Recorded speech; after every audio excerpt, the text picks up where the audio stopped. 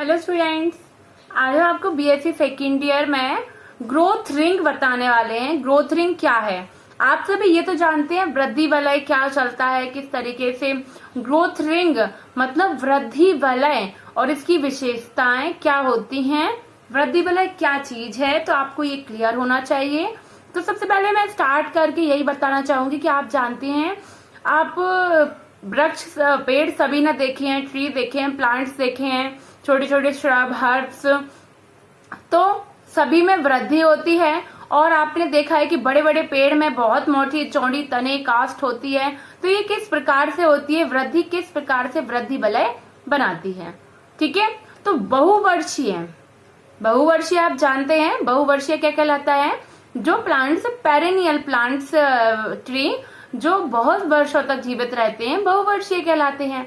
बहुवर्षीय पौधों के तनों में द्वितीयक दारू मैं 1 बाय 1 सारे पॉइंट्स भी आपको क्लियर कर दूंगी। जो द्वितीयक दारू सेकेंडरी जाइलम, दारू मतलब जाइलम, द्वितीयक सेकेंडरी। तो सेकेंडरी जाइलम क्या?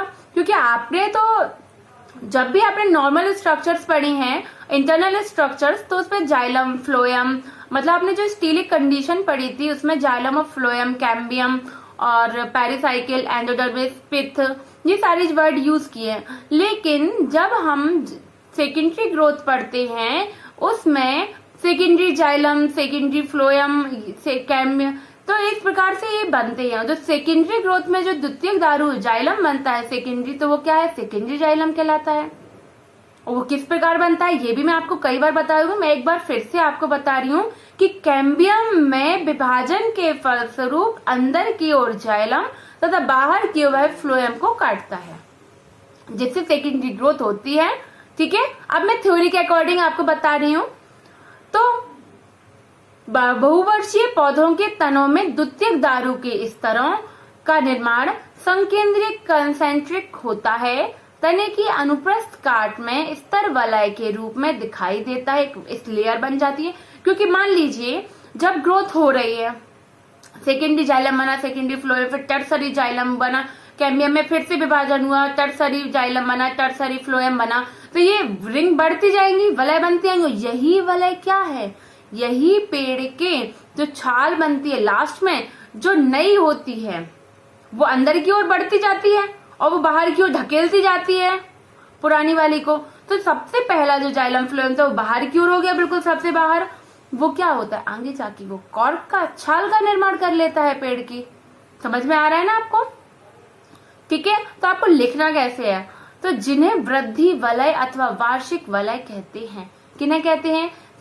तने की अनुप्रस्थ काट में ये स्तर वलय के रूप में दिखाई, जो स्तर होते हैं जाइलम के, फ्लोएम के, जो स्तर वलय के रूप में हमें दिखाई देते हैं, जिन्हें वृद्धि वलय कहते हैं। डेफिनेशन क्लियर है? किस तरीके से लिखना है? कुछ स्थानों की जलवायु में बहुत अंतर पाया जाता है और जलवायु की भिन्नताओं के कारण संवहन एधा मतलब कैम्बियम, जिसके बारे में मैं बता रही थी, कैम्बियम में ही विभाजन से आपके सेकेंडरी जाइलम, सेकेंडरी फ्लोएम का निर्माण होता है। क्लियर? तो सक्रियता बहुत प्रभावित होती है, मतलब कैम्बियम भी डिफरेंट एनवायरनमेंट में डिफरेंट तरीके से वर्क करता है। तो उसके लिए भिन्नताओं का कारण संवहन एधा वेस्कुलर कैम्बियम की सक्रियता बहुत प्रभावित होती है।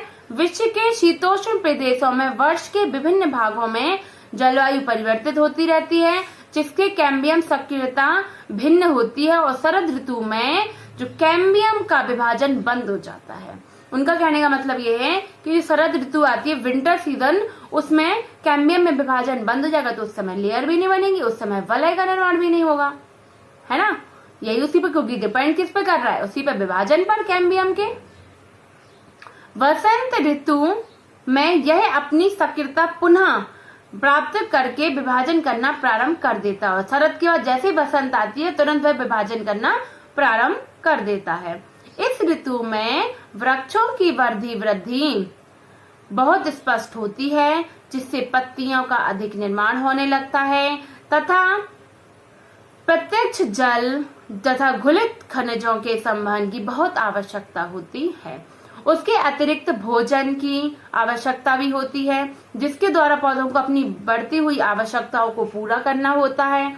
ठीक है, और वह पूरा करते हैं। इस समय कैम्बियम अधिक सक्रिय हो जाता है क्योंकि वातावरण कैसा है, अनुकूल होता है। कैम्बियम के सक्रिय विभाजन के फलस्वरूप वाहिनिकाएं बहुत संख्या में बनती हैं, क्योंकि वाहिनिकाएं, आपने जाइलम और फ्लोएम पढ़ा है अगर, तो आपको पता हो कि जाइलम ट्रैकिड्स, वेसल्स, इन सब से मिलकर बना होता है, और फ्लोएम सीवी ट्यूब्स, सखी कोशिकाओं, कैंपेनियन सेल्स, है ना, इनसे मिलकर बना होता है। तो उसी के बारे में बात हो रही है।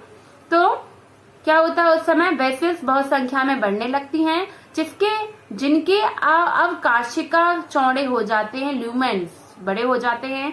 कैम्बियम की सक्रियता से इस समय बना द्वितीयक जाइलम स्प्रिंग कास्ट कहलाता है। क्यों? क्योंकि ये स्प्रिंग सीजन में बना हुआ है। स्प्रिंग सीजन में बनी हुई कास्ट स्प्रिंग वुड कहलाती है। शॉर्ट क्वेश्चन आपसे पूछा जाता है स्प्रिंग वुड और ऑटम वुड, तो अभी मैंने स्प्रिंग वुड आपको बताया है, इसके बाद हम ऑटम वुड भी आपको इसी में आएगा टॉपिक में। क्लियर? अब हम बात करते हैं शरद ऋतु, ऑटम सेशन। ऑटम सेशन में कैम्बियम की क्रियाशीलता कम हो जाती है, थोड़ा सा क्रियाशील कम रहता है। एनवायरनमेंट मतलब अनुकूल नहीं है, इसीलिए कम क्रियाशील है। तो कोई बात नहीं, जितना है उतना ग्रोथ करेगा, और इससे बनने वाली वेसल्स छोटे आकार की होती हैं। मतलब स्प्रिंग वुड की जो वेसल्स थी वो बड़े आकार की थी, क्योंकि जल्दी जल्दी विभाजन हो रहा था। और जो ऑटम वुड की वेसल्स हैं ये कैसी हैं, छोटे आकार की होंगी, क्योंकि विभाजन कम हो रहा है। ठीक है, और ग्रोथ भी कम हो रही है। तो वाहिनिकाएं तथा कास्ट रेशे बहुत अधिक संख्या में बनते हैं। वर्ष की ऋतु में निर्मित द्वितीय कास्ट शरद दारू, सेकेंडरी ऑटम वुड, अथवा ग्रीष्म ऋतु में बनने वाली समर वुड। समझ रहे हैं? ग्रीष्म ऋतु में बनने वाली क्या कहलाती है, समर वुड और ऑटम वुड। ये हो गई आपकी अलग अलग। अब दोनों वुड्स में क्या डिफरेंट है, स्प्रिंग वाली वुड, क्योंकि स्प्रिंग सीजन में विभाजन बहुत ज्यादा हुआ था, वहां उस समय वेसल्स बड़ी बनती थी। इसके लिए आप डायग्राम से भी शो कर सकते हैं। ठीक है, और लाइट कलर, डार्क कलर, और हम शो कर सकते हैं। आपको डायग्राम भी अभी दिखा देते हैं। ठीक है, तने की अनुप्रस्थ काट में यह दोनों प्रकार के दारू, क्योंकि सीजन चेंज होगा, अब वो अलग तो हो नहीं जाएगी, उसी समय मौसम चेंज होता जाता है वर्ष में, तो एक डिफरेंट तरीके की दारू बन जाएगी। लेयर दारू में वो, उसमें क्या वुड, तो विभिन्न प्रकार की कलर में भी लेयर में, क्योंकि स्प्रिंग में बन रही, कुछ ऑटम में बन रही है, तो उसमें कुछ वेसल्स छोटी वाली संख्या में बन रही हैं आकार में, और कुछ बड़ी वाली, तो ये अपना अलग अलग प्रकार का शेप ले लेती हैं, स्प्रिंग वुड और ऑटम वुड। ठीक है, लाइट और डार्क कलर में हम इसको शो कर सकते हैं डायग्राम में आप। तो अब हम बात कर रहे हैं टीएस में, ये दोनों प्रकार के दारू स्पष्ट संकेंद्रीय वृत्त के रूप में दिखाई देते हैं, जो वार्षिक वलय कहलाती है। क्यों वार्षिक वलय क्यों कहा? ये सारे क्वेश्चन बीच बीच से आपको पुटअप्स होते हैं। ग्रोथ रिंग के नाम से आएगा, स्प्रिंग वुड के नाम से पूछ लेंगे, ऑटम वुड के नाम से पूछ लेंगे, तो आप ऑटम वुड का बताना। अब बात आ गई आपकी एनुअल रिंग। एनुअल रिंग वार्षिक वलय, क्योंकि पूरे वर्ष में बन रही है। पूरे वर्ष में क्या क्या आया था, स्प्रिंग सीजन भी आया, ऑटम सीजन भी आया, समर, तो इन सब में डिफरेंट तरीके की जो वुड बन रही है, लेयर्स बन रही है, ये पूरे वर्ष में बन रही है, इसलिए वार्षिक वलय कहा है इसको। क्लियर है? तो हम इसमें पूरा लिखेंगे वार्षिक वलय में कि किस तरीके से सीजन चेंज हुआ, और इस एक वर्ष में बनने वाली विभिन्न सीजनों में जो वलय बन रही है, रिंग और ग्रोथ हो रही है, वह वार्षिक वलय कहलाती है। क्लियर? वृत्त एक वार्षिक वलय का निर्माण करते हैं। इस प्रकार प्रति वर्ष इस प्रकार के वलय बनते हैं जिन्हें भली भांति पहचाना जा सकता है। इन दोनों प्रकार के काष्ठों के मध्य एक माध्यमिक रूप भी पाया जाता है। जातिवृत्तीय दृष्टि से विषम छिद्रमय की अपेक्षा वलय छिद्रमय काष्ठ अधिक उन्नत मानी जाती है। वलय में छिद्र के बिना जो काष्ठ बनती है वो अच्छी मानी जाती है। ठीक है, अब मैं आपको एक प्रकार से कास्ट का वो डायग्राम दिखा रही हूं। देखिए, आपको दिख रहा है ये स्प्रिंग वुड और ऑटम वुड का हमने जो डायग्राम आपको यहाँ पर दिखाया हुआ है, इस डायग्राम में ये देखिए जो डायग्राम है, इसमें देखिए ये सैपवुड के नाम से है, ये ऑटम वुड के नाम से दिया हुआ है।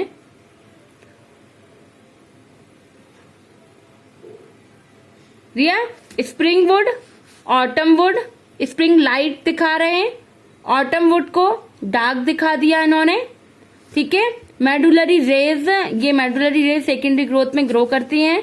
ये पेरिडर्म, सेकेंडरी फ्लोएम, फ्लोएम भी मध्य में बनता जाता है, बाहर की ओर हो रहा है फ्लोएम, ये पिथ सेंटर में, ठीक है। तो आई होप आपको क्लियर है।